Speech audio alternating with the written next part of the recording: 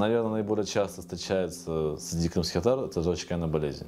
Почему? Потому что в рацион нашего питания входит такая тяжелая мучная пища, жареная еда, да? Это любой праздник, застолье, где мы там сарма, манты, да, это деликатес для нас, да, побаловать родственников, побаловать своих гостей. Но вслед за этим приходит желчекаменная болезнь. Это когда в желчном пузыре, который депонирует желчь, образуются камушки, которые в принципе вызывают хроническое воспаление. Сам факт наличия это уже нехорошо. Это характерно для женщин больше. Есть особенности обмена веществ. Желчекаменная болезнь, если говорить об этом, да, она не бывает остро возникшая. На самом деле люди просто не обращают внимания, что какой-то дискомфорт под реберье, тяжесть после подреберья, особенно после еды. Ну, люди не придают значения, ну, тяжесть и тяжесть, да, там, мне еще на работу ехать, да, какая тяжесть. Тем более она как чувство не болит, а просто тянет или давит.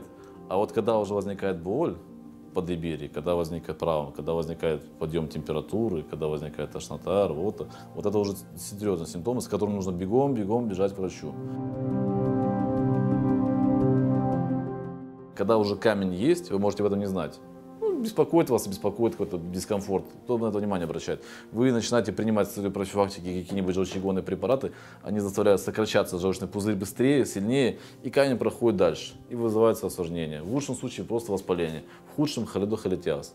То есть, ну, так называемая механическая желтуха, когда человек желтеет. А вот это уже довольно-таки серьезное осложнение, которое требует зачастую 2-3 операции и имеет риск даже летального исхода. И на сегодняшний день, ну, даже в нашем регионе есть оснащение, техника, которая позволяет сделать их очень просто, и больной после операции реабилитируется в течение 2-3 недель. Если же запустить и прийти по острой ситуации, когда уже есть воспалительный процесс, отек, да, тканей, инфильтрация, перитонит, не дай бог, развивается, это, конечно, потребует длительного лечения, длительного стационарного лечения.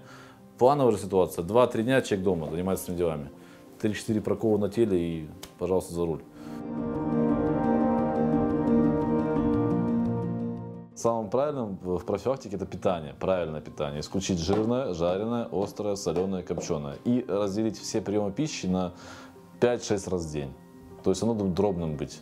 По чуть-чуть, по чуть-чуть, по чуть-чуть. Тогда не нарушается обмен веществ, не нарушается пищеварение, желчь не сгущается и камни не образуются, как правило. Но есть нюансы, есть к этому предрасположенность.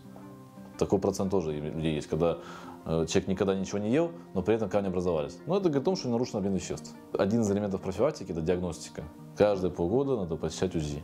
В этом ничего плохого нет. Ранняя диагностика позволяет предотвратить много заболеваний. Если же есть камушек, хотя бы маленький, это требует операции. После этой операции, если все выполнено планово вовремя, диета, все. 3 месяца нужно ограничить физическую нагрузку, да, чтобы зажил апоневроз, чтобы было хорошо. Потом живите прежней жизнью. Это не инвалидизация ни в коем случае. Вы едите в полном объеме, вы едите все правильно. Просто вы исключаете в своем рационе жирную, жареную пищу. Ну, я думаю, это ничего потом плохого нет. Ее можно есть, но просто не в таких количествах вы ели раньше.